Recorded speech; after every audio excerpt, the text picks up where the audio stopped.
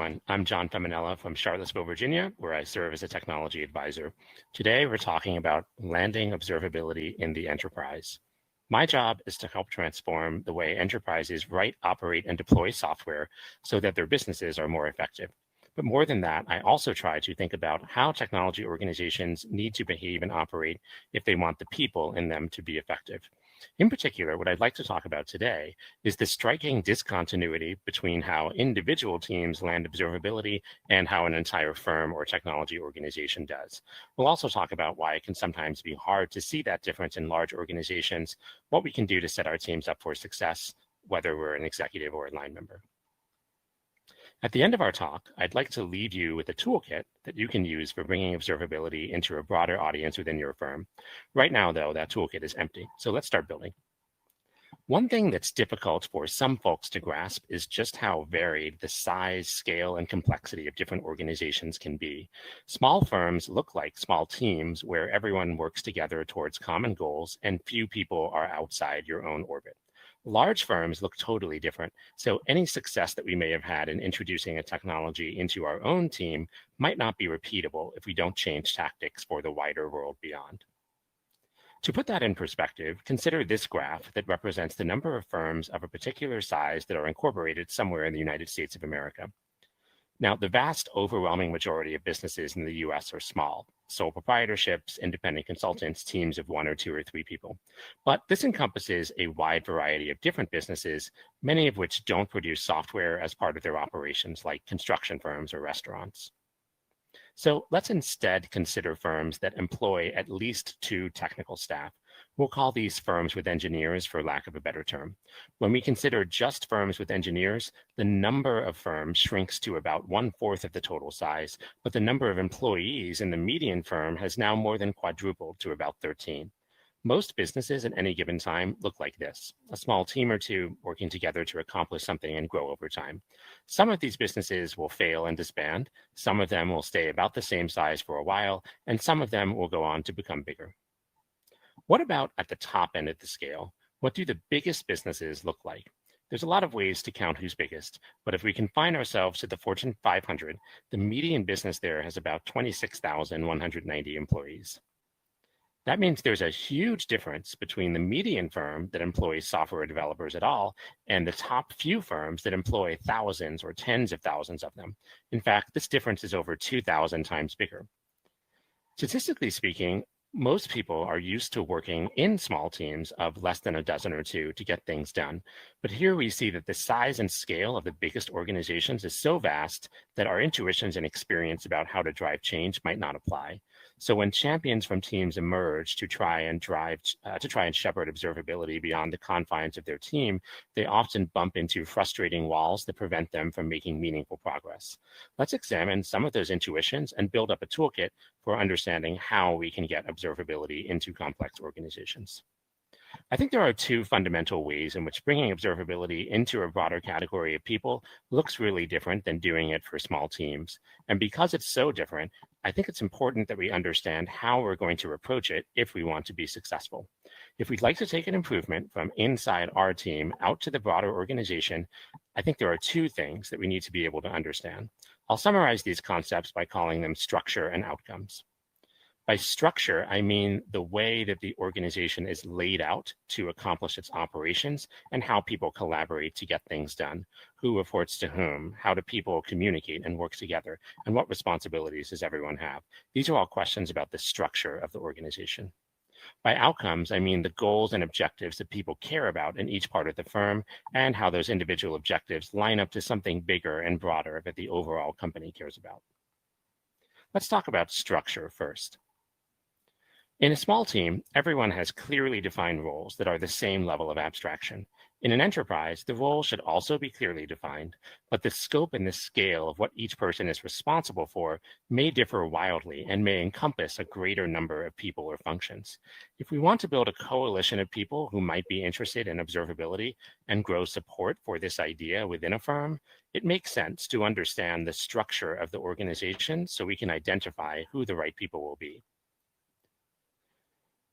Here, for example, Carol, the executive director of treasury operations, cares a lot about the uptime and availability of our fictional firm's payment software because the business can't make money if the website is down. So here, Carol might be very interested in the outcomes generated by observability, and they'll likely also be interested in what kinds of priorities need to shift around to implement it. But Carol may not care about how this happens or what engineering tools and technologies are used to bring it about. For them, observability isn't about what technology we used. It's about the fact that we can tell them the business will be more robust and that we can resolve problems faster. Will Carol have to wait a sprint or two longer for a new payments integration to land while we instrument a couple of important services, for example? These are the kinds of questions that are important to Carol, and if we want their support, we need to understand what they care about. A tactic that new champions often try is to attempt to find people who have similar goals to their own team and then convince them to adopt the new approach. In this example, for an individual contributor, that would be like looking for other people who have goals similar to Dinesh, Emma, and Farah. This can work, but it's slow and plodding. You have to work with one team at a time, and chances are good that you'll still have your own commitments to your own team to handle. So effectively, you've given yourself a second job, and you might have to stick with this approach for a long time before you get good penetration throughout your organization. So our first step in bringing this to a wider audience is going to be to think about what potential supporters might exist for our cause. Accordingly, the first thing we're going to add to our toolkit is this exact tactic, identifying potential supporters. If we can use our knowledge of the structure of the organization to locate people who will be sympathetic to the benefits of observability given its trade-offs, regardless of how it gets implemented, we can start building a coalition of interested folks. How do we use our understanding of the structure of an organization to identify potential supporters? Well, because enterprises are big, they can't afford to let the overhead of managing all those people spiral too far out of control. There's a lot of ways to try and manage complexity, but the two levers you see big companies reaching for the most are hierarchy and standardization. By hierarchy, I mean the way that the responsibilities and functions of the business are distributed vertically in the org chart. To see how different these hierarchies are, let's look at the organizational chart of a typical enterprise firm. In the following examples, I'll be using the anonymized structure of an actual Fortune 500 company that's one of my clients, a large bank with thousands of physical branches and an expansive international payments network. If you're an individual contributor, it all starts with you. You and your teammates are the beating heart of the company's productivity. You belong to a team. The median team size is 9 to 15 people, depending on how expansively a team is defined. In this example, you belong to a product team that works on a mobile application for accessing bank accounts. Your job centers around owning 3 different microservices that support the back end of this application. Your team has an engineering manager who is your people leader. They provide feedback up and down the org hierarchy. They're responsible for your personal and professional growth and well-being, and they help implement the organization's policies at the level of each team for consistency. Your manager might manage more than one team, but in this example, they just manage yours. You have peers in other teams with different managers who you might also collaborate with. For example, the customers of the 3 microservices you manage might be represented by these other teams. You also have peers you don't really collaborate with, either because they're not your customers or because they work with a different part of the firm's technology stack that you don't overlap with much. Together, you and your peer teams are overseen by an engineering director who is responsible for shaping the effectiveness and growth of the organization and ensuring that the engineering organization's commitments to everyone else are met.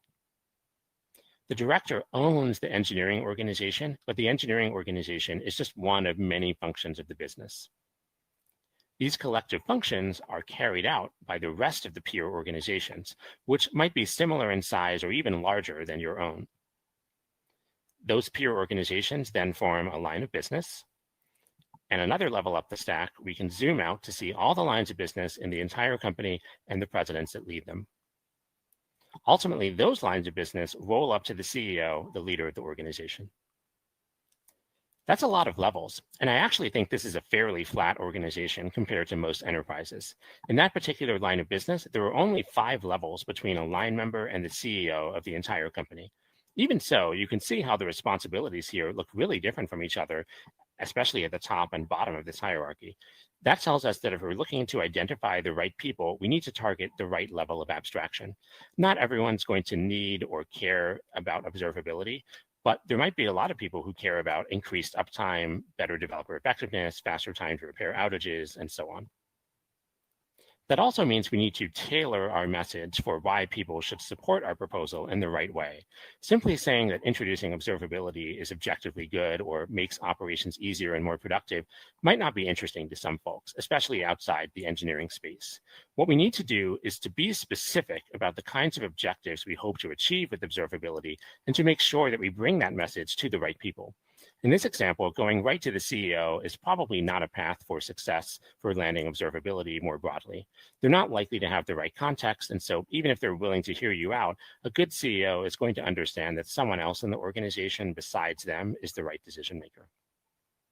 Conversely, going up a few levels might in fact be the right thing to do if the firm's overriding objective is something observability can directly or indirectly help with, like stability of services in production environments. Perhaps, for example, the firm has recently been plagued by a series of production outages and customers are starting to lose confidence. One approach could certainly be to try and position observability as being an important part of that broader strategy. That brings us to the next tool in our toolbox. Tailoring our message to a level of the structural hierarchy that we're building support from is going to be key to growing our coalition. The other piece of structure is standardization. By standardization, I mean the way that the responsibilities and functions are distributed horizontally in the org chart. One pattern we saw before was the CEO presiding over different lines of business, including yours. But did you notice that in our example, the functions of that line of business weren't specific to that business? For example, we have a sales organization, a legal organization, an engineering organization, and so on. Other lines of business are likely to have similar functions. If you're a technologist, you might be tempted to call that duplication that should be factored out. And that's often what many enterprises do, especially with functions related to technology. The most common way that that pattern manifests is the creation of a shared services organization. Different enterprises will call this different things, but it usually has some kind of name that evokes a cross-cutting feel to it, like platform engineering or shared services. Some orgs even lump this entire idea directly under the IT organization.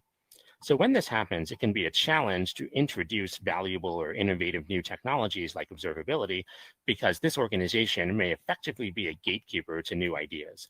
They will often have the responsibility of evaluating and sometimes operating new technology, but because they don't have the same product goals that your team might have, they can be somewhat divorced from the outcomes that your coalition might care about. That means that if we're operating in an environment that has shared services, observability is likely to become one of those services. In an enterprise, it's also likely that someone else besides our team is going to be in charge of deploying, say, Honeycomb across 100 engineering teams. We need to make sure that we understand how the shared services organization works and what its objectives and goals are. But we also shouldn't be afraid to have our supporters go to bat for us and help push something important through. They'll be especially willing to do that if we line up to the kinds of goals and outcomes that they care about. Let's talk about outcomes next and how we can support our coalition. On a small team, you might be given broad latitude to try out lots of different ideas and work on lots of different things because it's reasonable to make the assumption that you're all headed in the same direction and working towards the same things. In other words, you all share common goals with the entire team. But in a larger organization, the goals and objectives of the company may differ radically from that of a single team. So understanding who to talk to and how to align your goals with theirs is key. People will want to know what they're going to get out of a proposed experiment with you. The question we need to answer here is, what kinds of success are you interested in? In the example here, the firm cares about a very different set of things than individual teams do. Ideally, in a well-functioning enterprise, it should be clear to teams about how their work connects with the objectives of the firm. For instance, if sales leaders care about improving something at the entire level of the firm, say cost of goods sold, then maybe one particular thing your team is doing is contributing to some slice of a measurable improvement of that overall goal. In a less well-functioning enterprise, it might be very hard to see how your team's work connects to the objectives of the firm.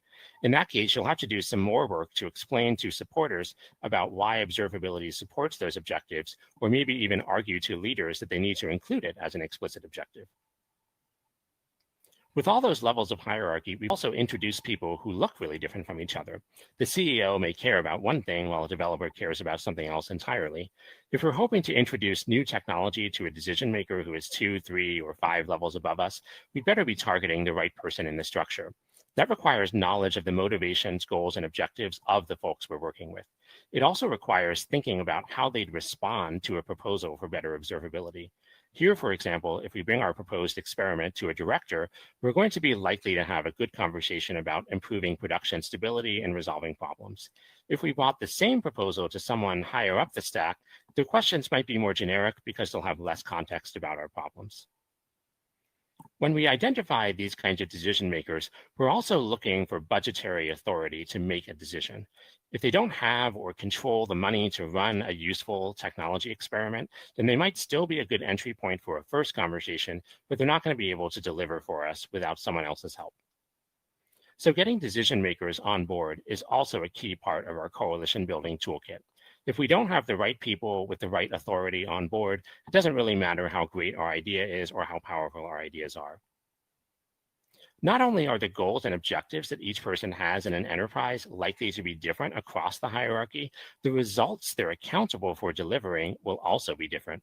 Here, your team cares about shipping, say, a specific system, while the CEO cares about really abstract ideas that span multiple lines of business and provide sweeping benefits to lots of people. Users of a technology, in addition, often aren't the buyers of that technology. So it's even more important that we line up to shared outcomes. Our team isn't going to be the group that buys observability for the entire company. So without the discretionary budget to run technology experiments ourselves, it can sometimes fall to individual teams to convince others to go to bat for us.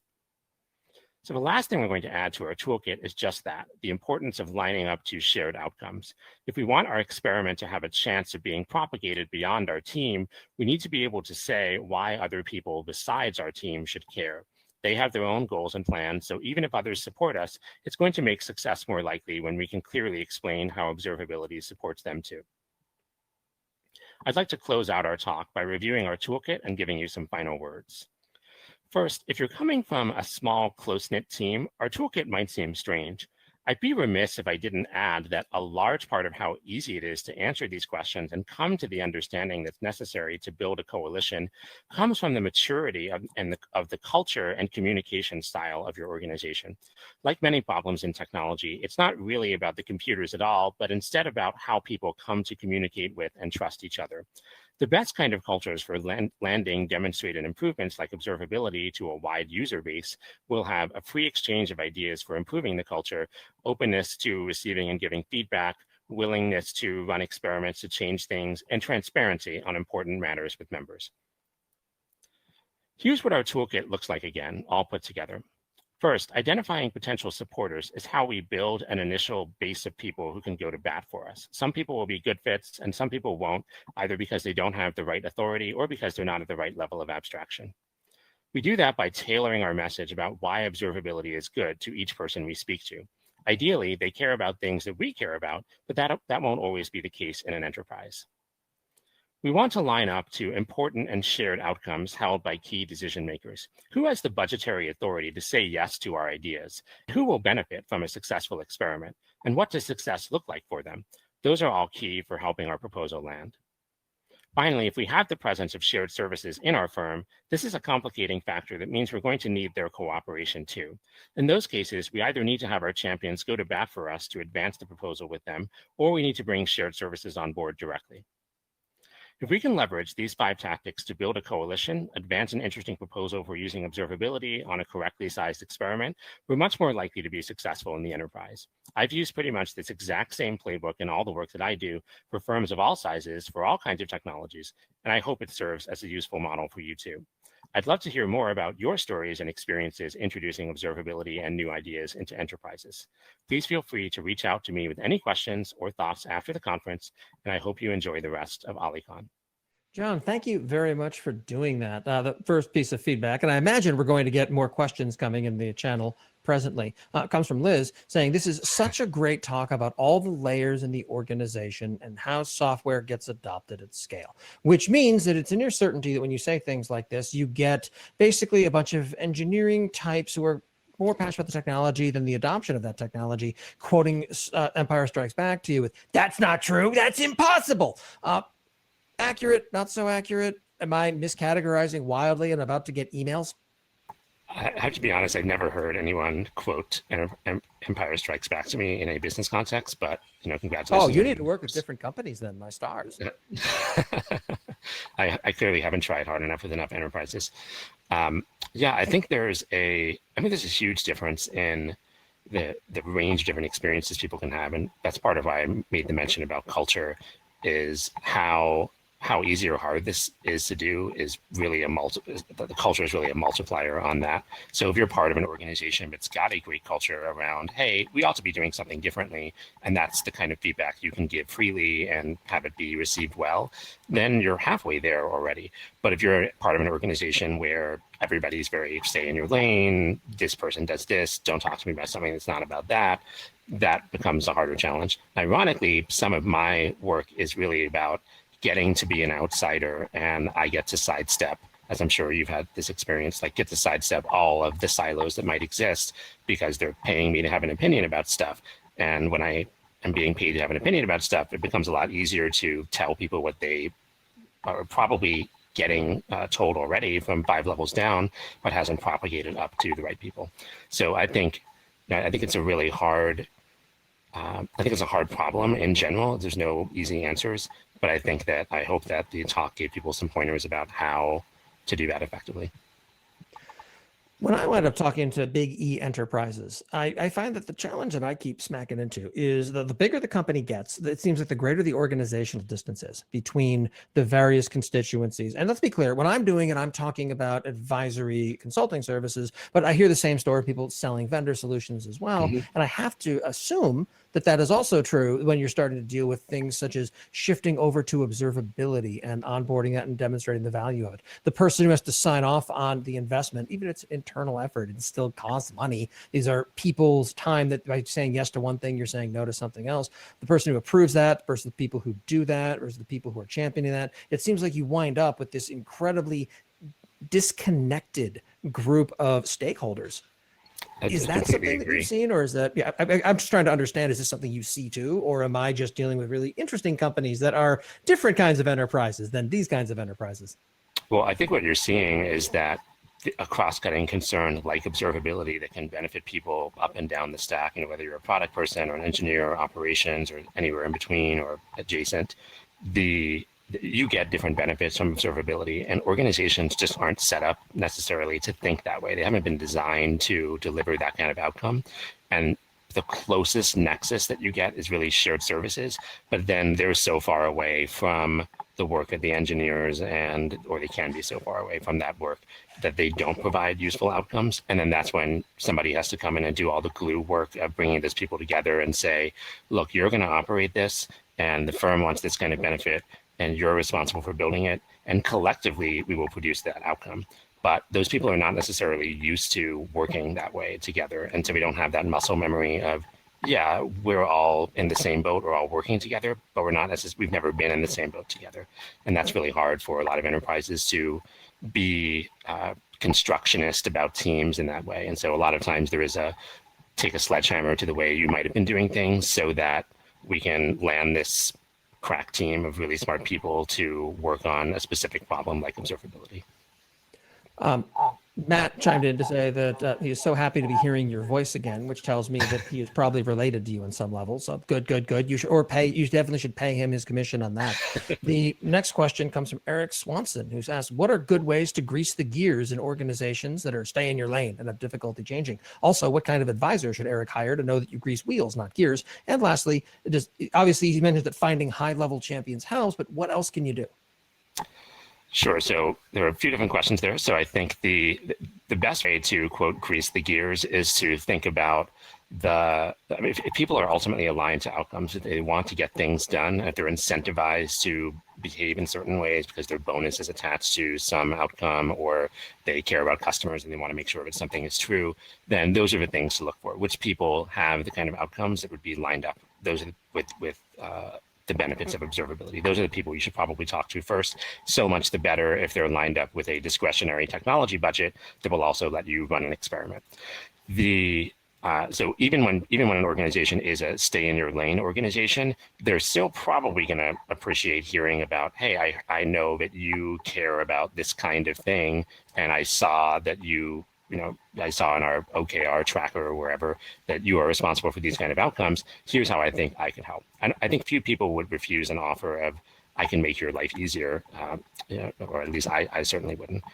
The high-level champions part is really just a way of doing an end run around whatever organizational structure you might have. Having someone who's high enough up who can go to bat for you is the sort of the cheat code for not having to build a coalition at lower levels. You just skip right to the CIO or the VP of technology, and they say, I don't care what whoever said, I want you to do this. And sometimes that's sufficient. That's not very coalition building, of course, and in the wrong kind of culture, that can even be, that can even obstruct your ability to land the experiment. So you do have to be careful. The culture is always the hardest part. It's not great to say it in many contexts, but the truth is the unofficial org chart in many ways outweighs the official one, where you find people who have a demonstrated track record of success in winning hearts and minds within an organization because they see it in a way other folks don't. Folks who'd be super passionate about that, but who aren't effective champions of their ideas are often not the right pick. Yeah, and I'm sure you've seen this too. I feel like